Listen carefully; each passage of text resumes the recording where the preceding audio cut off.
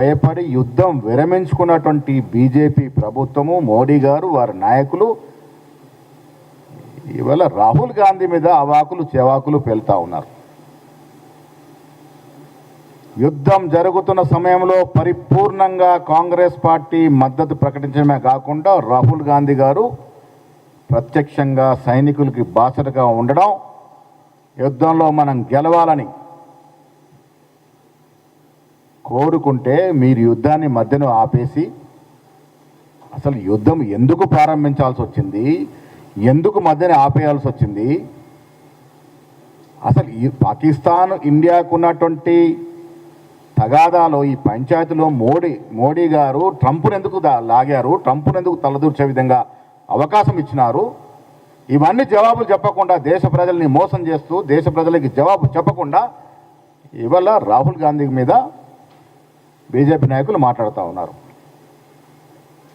ఇలా దేశ ప్రజలు అడుగుతూ ఉన్నారు మిమ్మల్ని. మొన్న జరిగిన యుద్ధంలో భారతదేశం సాధించిందేమిటి, కోల్పోయిందేమిటి, ఇవి చెప్పాల్సిన బాధ్యత మీది కాదా?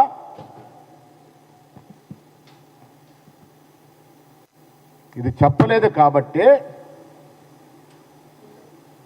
అసలు యుద్ధం ఏ విధంగా జరగాలి, మహాకాళీ మాత ఇందిరాగాంధీ ఎవరన్నారు ఈ మాటలు? పార్లమెంట్ రికార్డులోకి వెళితే ఈ కిషన్ రెడ్డి కొత్తగా వచ్చినటువంటి బీజేపీ నాయకులకి అర్థమవుతుంది. వారు ఆరాధించే వాజ్పేయి గారు పార్లమెంట్లో మాట్లాడిన ఒక వీడియో తీసుకుంటే ఇందిరాగాంధీ గారికి ఒక గొప్పతనం తెలుస్తుంది మీకు. పాకిస్తాన్తో యుద్ధం చేయడమే కాకుండా ఒక కొత్త దేశం బంగ్లాదేశ్ సృష్టించిన ఘనత ఈ ప్రపంచ చరిత్రలో ఇందిరాగాంధీ గారిది. వాజ్పేయి గారు వారిని శుద్ధిస్తూ అపర కాళీమాత ఇందిరాగాంధీ కాబట్టే మన దేశం ఈ విధంగా ఉందని చెప్పిన మాట వాస్తవం కాదా? ఇందిరాగాంధీ యుద్ధం చేసిన తీరేమిటి, మీరు చేసిన తీరేమిటి? ఇలా దేశ ప్రజలు ఇందిరాగాంధీ మోడీని పక్క పెట్టి చూసి మోడీ నిర్వాహకంగా అర్థమయ్యి అసలు సిసలైన ప్రధానమంత్రి, అసలు సిసలైన ఉక్కు మనిషి ఇందిరాగాంధీ అని వల్ల కొనియాడుతున్నటువంటి సందర్భం. దాంట్లో భాగంగానే మేము నిన్న కార్యక్రమం పెట్టాం, జైన్ సభలు పెడతా ఉన్నాం, వాస్తవాలు చెప్తా ఉన్నాం. ఆనాడు ఇందిరాగాంధీ హయాంలో జరిగిన యుద్ధానికి, మొన్న జరిగిన యుద్ధానికి తీరుతెన్నులు తేడాలు చెప్తా ఉన్నాం. సర్జికల్ స్ట్రైక్స్ చేసి గొప్పగా చెప్పుకుంటారు. కొన్ని వందల సర్జికల్ స్ట్రైక్స్ ఇందిరాగాంధీ హయాంలో జరిగాయి, ఎక్కడ బయటకు చెప్పలే, స్ట్రాటజికల్ సీక్రెట్ అది.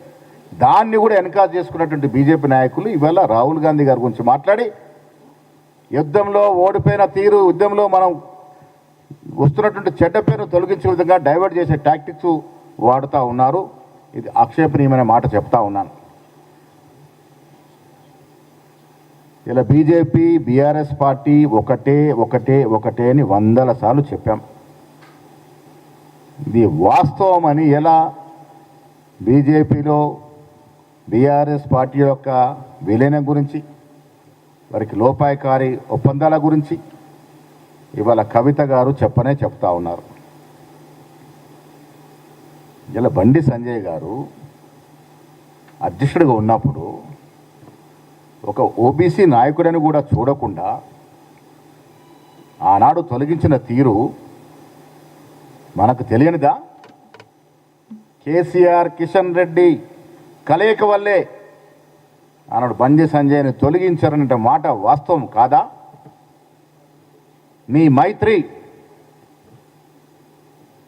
ఏమిటో మీ శాసనసభ్యుడు గోషామాల్ శాసనసభ్యుడు రాజాసింగ్ గారు చెబుతా ఉన్నారు. ఏ రకంగా బీజేపీ నాయకులు పెద్ద ముడుపులకు అమ్ముడుపోయారో ఆ విషయాలు చెప్తా ఉన్నారు. ఇలా పెద్దగా మాట్లాడుతూ ఎవరి కారు అటెన్షన్ కోసం పాకులాడుతున్న కిషన్ రెడ్డి గారు, కేంద్ర మంత్రి గారు, ఈటెల రాజేందర్ గారు, రఘునందన్ రావు గారు, అరే మీరు మా గురించి కాదయ్యా, మీ రాజాసింగ్ చెప్పే మాటలు, వారు అడిగే ప్రశ్నలకు జవాబు చెప్పండి. మొదలుగా సరే, రాజాసింగ్ చెప్తుంది వాస్తవమా కాదా తేల్చండి. మీలో ఎవరెవరికి పెద్ద ప్యాకేజీలు వచ్చాయి, ఎవరెవరు బీఆర్ఎస్తో కుమ్మక్కైనారు, ఇవన్నీ కూడా రాజాసింగ్ మాటలతో తేట తెల్లడం అవుతా ఉన్నది. ఒకవైపు కవిత మీ మీద సర్జికల్ స్ట్రైకులు చేస్తూ ఉంది. మీరు వాటికి జవాబు చెప్పకుండా, రాజాసింగ్ లేవనెత్తిన అంశాలకి జవాబు చెప్పకుండా రాహుల్ గాంధీ గురించి మాట్లాడుతూ ఉన్నారు. రాహుల్ గాంధీ దేశానికి దశ దిశ ఎంత దమ్ము ధైర్యం ఉంటే ఇలా కుల సర్వే చేయించగలిగినాము. ఇది రాహుల్ గాంధీ గొప్పతనం కాదా? మీకు చేత కాకపోతే, మాకు అధికారం లేకపోయినా ఒక ప్రతిపక్ష నాయకుడిగా ఇలా మా 3 రాష్ట్రాల్లో మేము కుల సర్వే చేసి చూపించినాం.